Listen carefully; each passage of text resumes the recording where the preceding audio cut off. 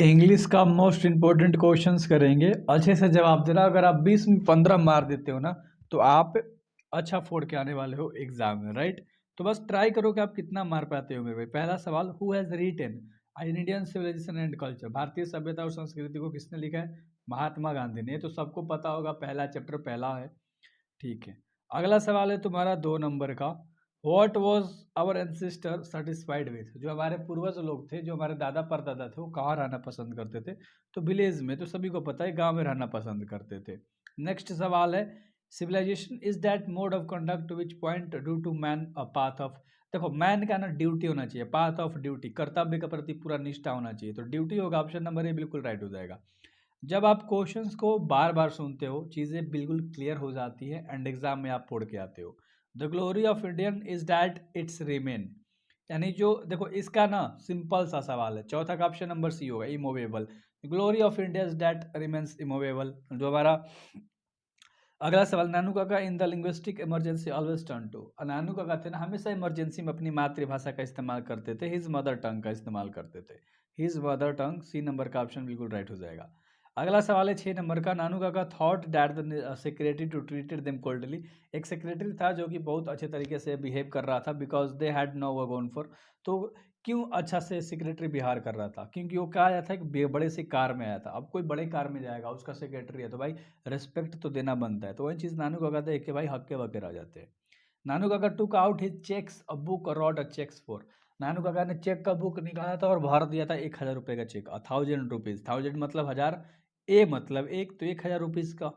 और racial discrimination is against है, racial discrimination किसके खिलाफ था अगर सिंपल भाषा में समझा जाए तो ये खिलाफ था मेरे भाई ह्यूमन बींग्स के खिलाफ, ठीक है। डी नंबर का ऑप्शन आपका राइट हो जाएगा।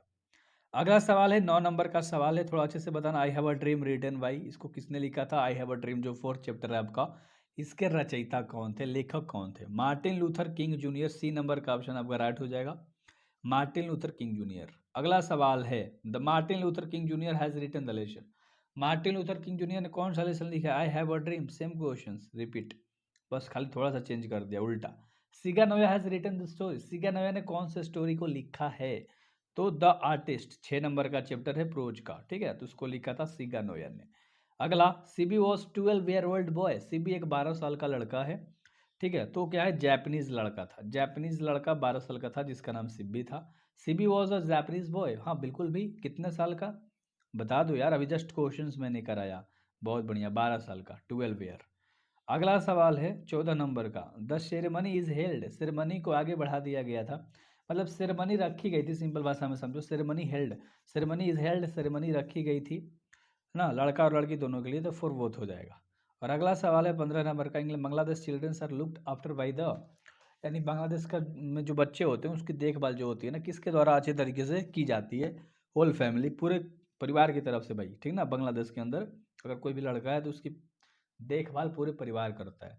Who had written a child is born, a child is born को किसने लिखा है? तो जी ग्रीर, जर्मन ग्रीर ने, ठीक है। जी ग्रीर मतलब Germaine, GERMAIN, Germaine Greer, Greer तो आपको दिख ही रहा है, ठीक है।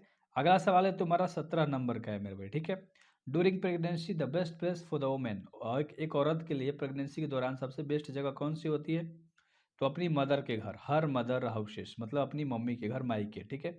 Natalia she is daughter of, Natalia किसकी बेटी थी भाई? तो चुगबो की, ठीक है। और अगला सवाल है 19 नंबर का, अब मैरिज प्रपोजल रिटन भाई, मैरिज प्रपोजल के रचयिता एंटन चिकोव थे, एंटन चिकोव।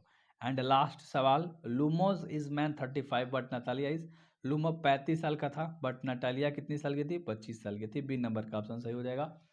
तो भाई इंग्लिश में इसी तरह से मैं कराऊंगा, ठीक है, बहुत सारे वीडियोस लेकर आऊंगा, बस कर लो, प्लेलिस्ट में जाओ, इंग्लिश का सारा चीज़ मिल रहा होगा, डिस्क्रिप्शन में व्हाट्सएप ग्रुप का लिंक होगा, ज्वाइन हो जाना।